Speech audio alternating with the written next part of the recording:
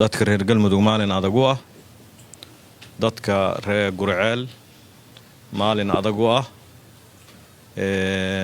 dadka dagaalamaya laftooda maalin adag u ah marka abaabulkaas waa ku mahadsantihiin waqti munaasab u dhacay waxaan rabaa inaan runtii ka tacsiyeeyo dagaalka maantay iyo xalay iyo qarxay macna darrada Gurceel lagu qaaday aan horay uga hadlay khasaarihii ka dhashay dhimasho iyo dhaawac iyo burbur guryahooda lagu dhacayaan waxaan arkaynay maaragtay sawiradoodii dhibaatada halkaas ka dhalatay waa ka tacsiyeynaa intii dhimatay Allah u naxariisto labada dhinac wadada hela oo walaala niman dhalinyaro ciidan isla ah isku dhufeysay ku jiray marka laga reebo wixii xamar laga qaaday arintaas waxaan kaloo ka tacsiyeynaa dadka qaxay hawada laga xirtay duleedka iyo daafaha magaalada Gurceel dhooban aan loo naxayn loo arxamayn oo maamulka ay ka tirsanayeen weerarka ay ka qaxeen kama aysan qaxin Sheekh Shaakir iyo markay yimaadeen way la degnaayeen laakiin waxay ka qaxeen oo banaanka u joogan waxa weeye weerarka iyo ciidamada la dulkeenay iyo hoobiyaha cabsida ay ka qabeen hoobiyaha maanta guryaha lagu garaacayo wayna dhacdo taas dad badan ayaa dhibsaday maalin dhaweeyta hadalkaygii nabadda ahaa waxaa moodaa dadka reer Galmudug in aqligoodii uu foorarsamay dad ka mid ah oo ayba dhibayso in nabad lagu baaqo waxaan ku baaqayaa cod dheer aan ugu baaqayaa nabad in arinta Gurceel nabad lagu xalliyo waxaan ku baaqayaa in meeshaas inuusan cadow uusan fadhin uusan joogin cadowgana la ogyahay meesha uu joogo oo al-shabaab iyo wixii la midka ah inta ay u jiraan Dhuusamareeb iyo Gurceel iyo dadka reer Galmudug oo dhan deegaamadooda say ugu soo durkeen iyo meelaha joogan waxaan rabaa intii dhibsatay inaan ku sii gubo codka nabad inta qoryaha tumanaysa inta rasaasta diraysa inta maaragtay maleeshiyaadka abaabulaysa inta ciidamada qaadaysa kuwa sharta dhammaantood inaan ku dhibo codkayga ah nabad arintaas ha lagu soo dabaalo Gurceel ma astaahisho maanta waxa lagu sameeyo waana laga hadlay ragii hadda halkan ka hadlay iga horeeya ka hadlay arintaasna isla xisaabtan la'aan inay ummadan ku gudubto maaha maalin kasta nin license haysta ruqsad iyo ogolaansho dambi intuu ku galo haddana dambiga laga cafiyo oo dadkii uu soo dhaxgalo oo madax uu sheegto oo maaragtay mas'uul uu sheegto oo wax kale uu sheegto inta dambi abaabulo inuu biri caadi iska ahaado sidii ayagoo u haysta license ama ruqsad inay wax dilaan oo wax dhibaateeyaan kadibna ay bulshada caadi ay u hogaamiyaan runtii ciidamada meeshaas ka dagaalamaya horena waa ula hadlay waxa u baahan waajid oo raashinki la geyn waayay waxa u baahan shabeellada dhexe waxa u baahan Hiiraan waxa u baahan Galmudug talafteeda in shabaab lagu diriro ciidanka odawaa oo taliyihii ciidanka xoogga dalka maalin dhaweetana waa sheegay uma qalmo mas'uuliyad ninkaas cunug yar oo mas'uuliyad iyo darajo uusan lahayn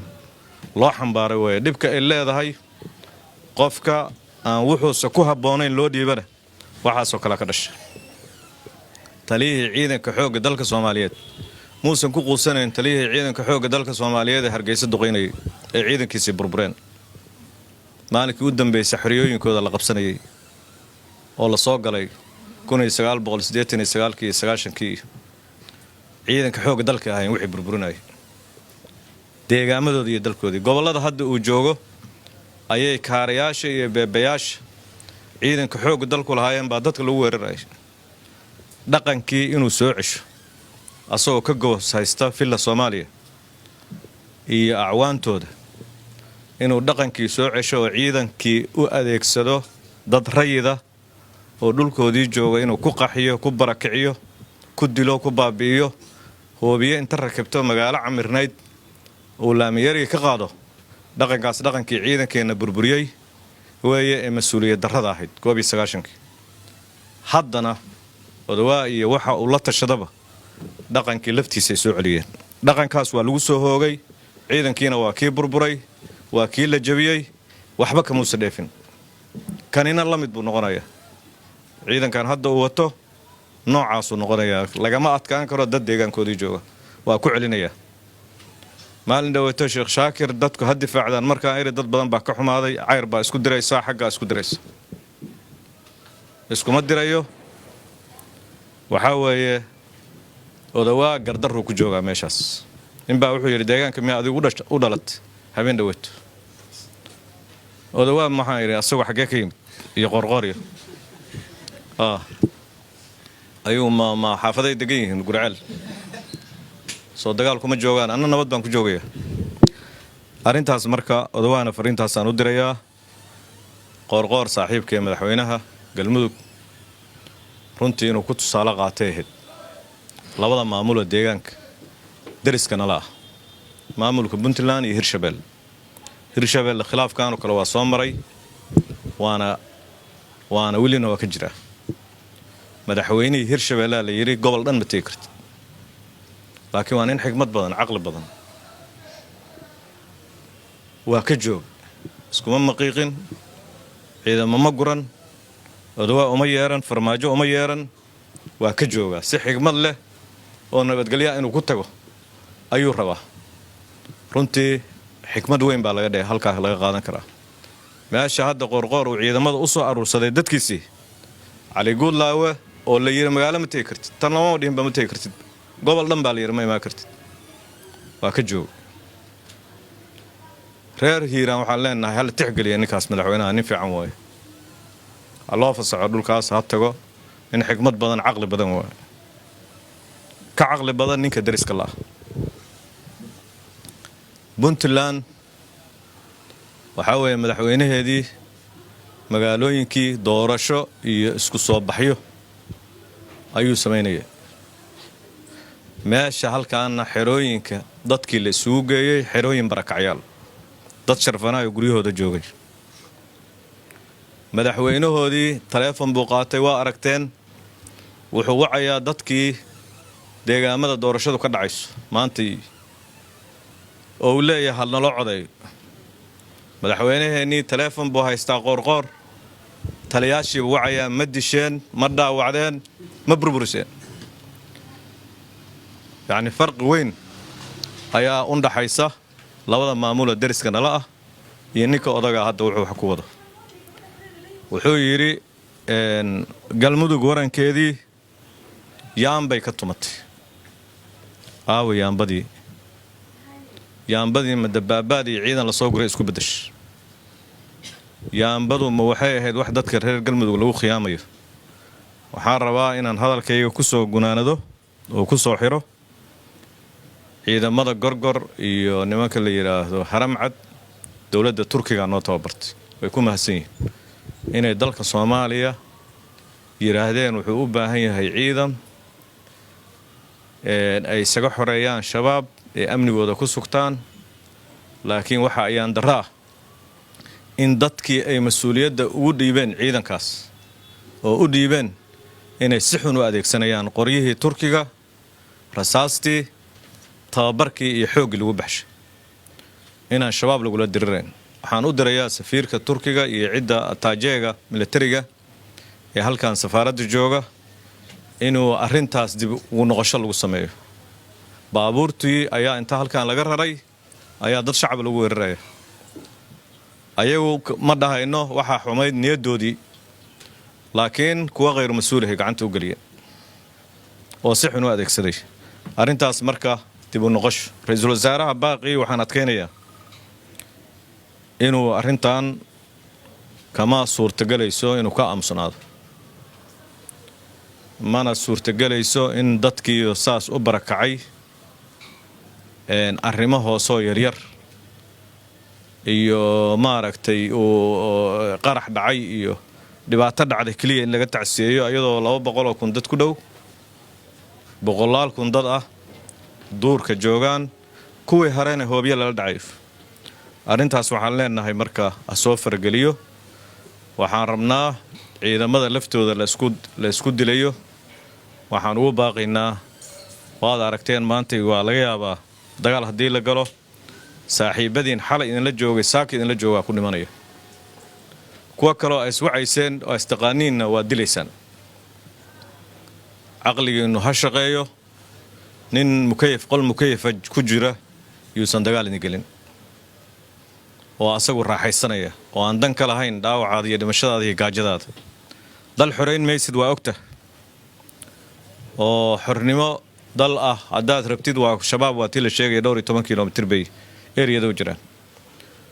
waxaan rabnaa caqligu ha shaqeeyo waa ayaan darro waa nasiib xumo in hogaamiyihii galmudug inuu doorto inuu dhawaaqyada nabadda dhagaha ka furaysto oo uu doorto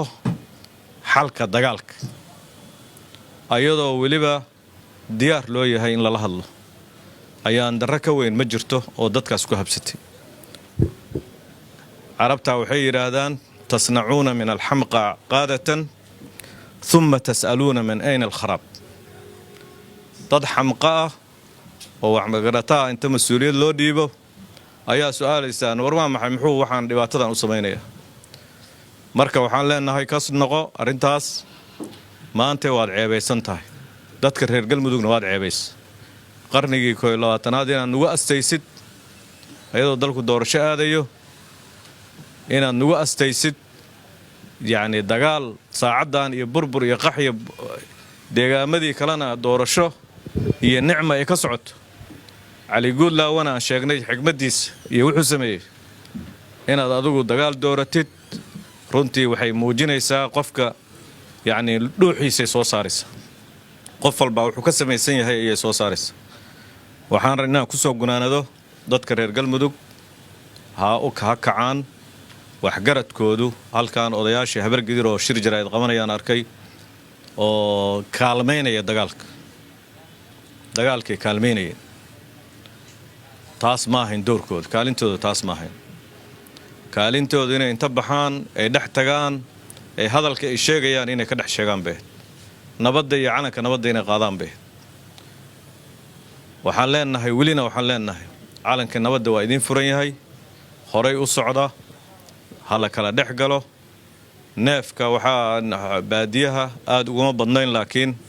waxaan horay u arkay neef maaragtay dhalay oo candhada mara loo geliyey oo la leeyahay waa isnuugaya rida oo kale rida ayadii waa isnuugaysa galmudug waa isnuugaysaa hadda maamulkeedii wuu nuugayaa dadkii wuu nuugayaa in afka laga xiro u baahan yahay gacmaha looga qabto u baahan yahay waxaana wax ka qaban kara dadka waxgaradka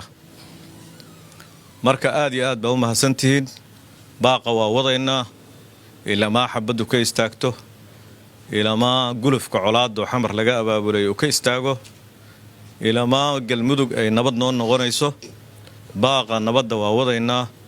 dadka dhibsanayana allaha soo aruursho waa dad hooyooyinkood iyo aabbayaalkood iyo adeerayaashood qaxayaan baa waxay ugu dhibsanayaan war maxaa nabadda uga hadlaysaa maxaad u leedahay gurceel nabad ha lagu dhammeeyay xaalkeeda anugu ma garanayo hooyada qaxaysa oo baadiye joogta oo buul ku jirto gurigeeda ka qaxday waxa kale oo aan dhowran karaa ma garanayo haddaan iyada u nixi waaye waxaan u nixi karaa ma garanayo ama adeerkay ama ayeeyday ama walaashay ama eedaday oo qaxaysa haddaan ka nixi waayo wax dambo aan ka naxaya adduunka ma jirto marka waxa la raadinayo ayadana ma garan waxaan leenahay dhalinyarada abaabulkan iyo culimada iyo ragga soo abaabulay hawshan hal la wado hana la ballaariyo maalmaha soo socdana kulamo ka xoogan kuwaan aan qabanno hawshan codkeenaan ku joojin karnaa codkeenaan uga adkaan karnaa codka rasaasta ee xamar laga abaabulay waa daciif kuwaas anaa og say u gubanayaan markii nabad lagu dhawaaqo